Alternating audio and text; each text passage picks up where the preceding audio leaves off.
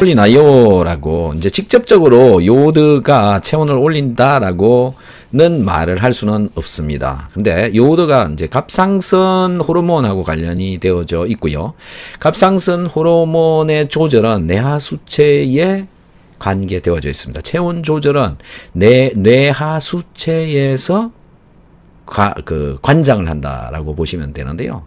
결국 체온, 뇌하수체, 갑상선 요오드 이런 연관성을 가지기 때문에 요오드가 부족하면 갑상선 기능 조절이 제대로 안 되어지게 되는 거고, 그게 이제 뇌하수체까지 연결이 되어지기 때문에 중요한 영양소다라고 말씀을 드리겠습니다. 찬물 마사지도 체온을 올리는 데 도움되나요? 자, 요거 말이죠. 이 찬물로 마사지 하시는 분들이 되게 많습니다. 그리고 체온을 높이느냐라는 부분인데, 사실상 찬물 마사지를 하게 되면 내 몸속에서 발생되어지는 열이 바깥으로 빠지는 것을 막아준다라는 겁니다. 그것 때문에 내부 열이 갇혀 있기 때문에 체온을 올리는 거죠. 그러면 지금 직접적으로 체온 올리는 데 도움이 되느냐? 됩니다. 그런데 더 효율적으로 올리는 방법이 뭐냐면, 따뜻한 물에 들어갔다가 몸의 온도를 가득 올려놓은 뒤에 찬물에 들어가가지고 모공을 다 닫아버리는 겁니다. 안에 열이 바깥으로 못 빠져나오게 하는 방법. 그런데 또 시간이 지나면 또 열립니다. 하지만 닫혀있는 순간까지는 속의 열이 바깥으로 나가기가 어렵기 때문에 많은 사람들이 보면 찬물에 들어갔다가 따뜻한 물에 들어갔다가 찬물에 들어갔다가 이런 걸 반복하고 있죠. 근데 마지막은 찬물에 들어갔다가 나오는 게 좋다. 이런 방법을 하는 게 더 효율적이고, 따뜻한 물에 들어가기도 어렵다. 그럼 아예 찬물에 하는 것도 좋은데, 찬물에 함부로 하면 큰일 납니다. 네, 찬물을 뒤집어 쓰게 되면 교감신경이 항진이 되고, 교감신경이 항진이 되면 모세혈관이 전부 쫙 줄어듭니다. 작아진다는 거죠. 이렇게 되면 혈액이 잘 돌고 있다가 갑자기 막히는 거죠. 혈압이 올라갑니다.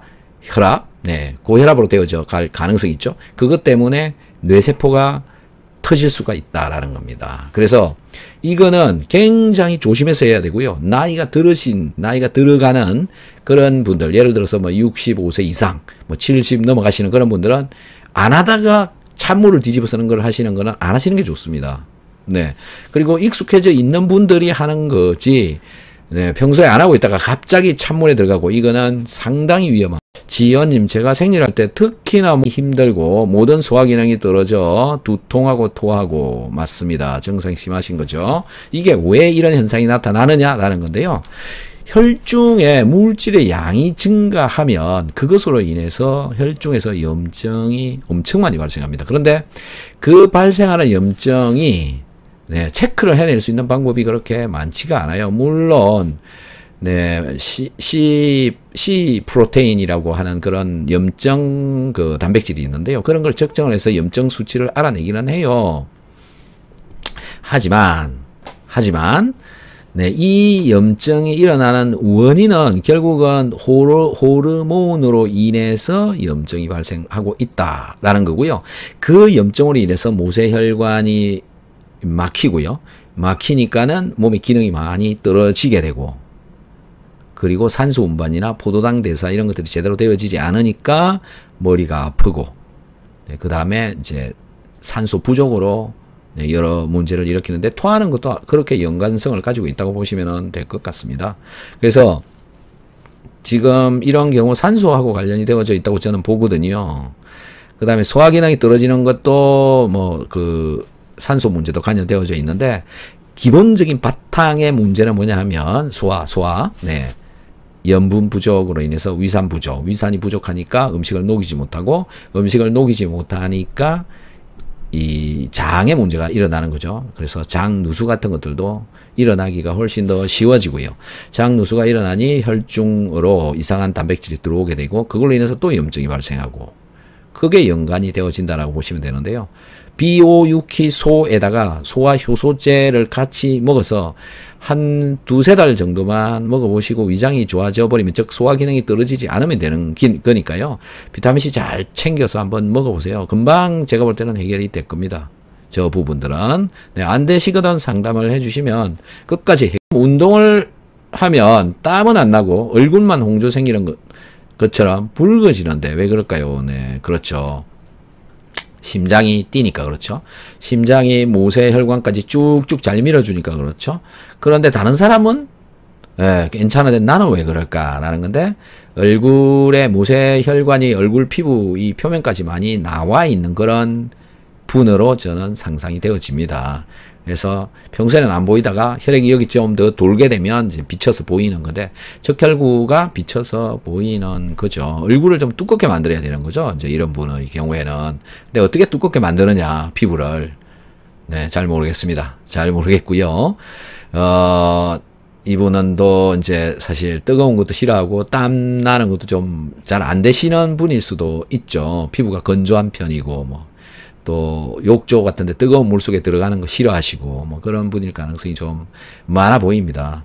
예, 이거 적혈구 때문에 그렇게 보이는 거다. 근데 이거는 뭐 어쩔 수 없는 거잖아요. 혈액순환이 되어져야 되는 거고, 네, 잘 되어지는 게 훨씬 낫고요.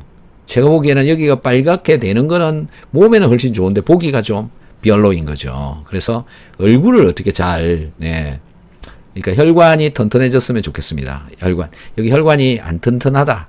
그다음에 그런 뭐 피부도 이렇게 얇다 이렇게 이제 생각이 되어지거든요. 그럼 혈관을 튼튼하게 하려면 어떻게 해야 될까요? 라는 건데, 혈관의 재료가요 단백질이고 주로 콜라겐 이런 건데, 잘 분해되어진 콜라겐을 골라서 드시면 좀 도움이 되겠는데, 뭐 꼭 그게 아니더라도 그 돼지 껍질, 닭, 네, 그다음에 돼지발, 족발 이런 거. 네, 콜라겐이 많은 음식을 많이 드시는데, 그걸 드시면서 비타민C, 소금 드시고 소화효소제를 같이 드시고 그 콜라겐을 분해를 해야 흡수가 되어집니다. 요렇게 드셔서 이 혈관을 튼튼하게 만드는 거. 그래서 단백질이 몸속에 잘 들어갈 수 있도록 그걸 좀 많이 해 주시면은 혈관을 좀 더 튼튼하게 만들지 않을까, 그렇게 생각합니다. 박사님 강의 항상 잘 듣고 있습니다. 비오유키소 소화효소제 열심히 먹고 있는데 담적으로 인해서 소화, 설사, 배가 잘 아픈데 먹으면 화장실 가서 힘들고 잠도 잘 못 자고 있습니다. 박사님 상담하고 싶은데 언제 해야 되는지요? 전화를 하셔서 상담 날짜를 좀 잡아 주시기 바랍니다. 전화번호 제가 찍어 드리겠습니다. 네. 이 전화번호로 상담을 하셔서 네, 날짜를 잡아보시면 좋을 것 같습니다. 소화는 뭐 금방 잘 해결이 되는데요. 비오유키소하고 소화효소제까지 드시고 있는데도 제대로 안 되는 경우는, 네, 설사를 좀 자주 하시는 편이시군요. 요거는 저하고 계속 통화를 하면서 식사를 좀 하시면 될 것 같아요. 매일 저하고 통화를 한 5일 정도 매 식사할 때마다 조금씩 하시면서 하시면 될 것 같고요. 우선 한번 상담을 신청을 해 주시기 바랍니다. 네, 어쨌든 주로 보면은 염분 부족으로 인해서 소화가 안 되는 경우가 많은데, 그래서 염분을 더 먹게 되면 자극이 와가지고 또 설사를 해버릴 수도 있습니다. 그래서 네, 좀 세심한 주의가 필요하고요. 설사하시는 분들이 많이 좋아지신 분들도 있습니다. 네, 그렇게 뭐 어려운 건 아니고요. 일단 소변의 염농도 체크하시고요. 체온도 체크를 좀 해보시고요. 맥박도 좀 체크해 보시고요. 네, 그 다음에 네, 반신욕 좀 해보시고요. 그렇게 하시면서 저랑 또 전화로 식사 때마다 뭘 어떻게 먹는지를 얘기를 하면서 드셔보시면 될 것 같습니다.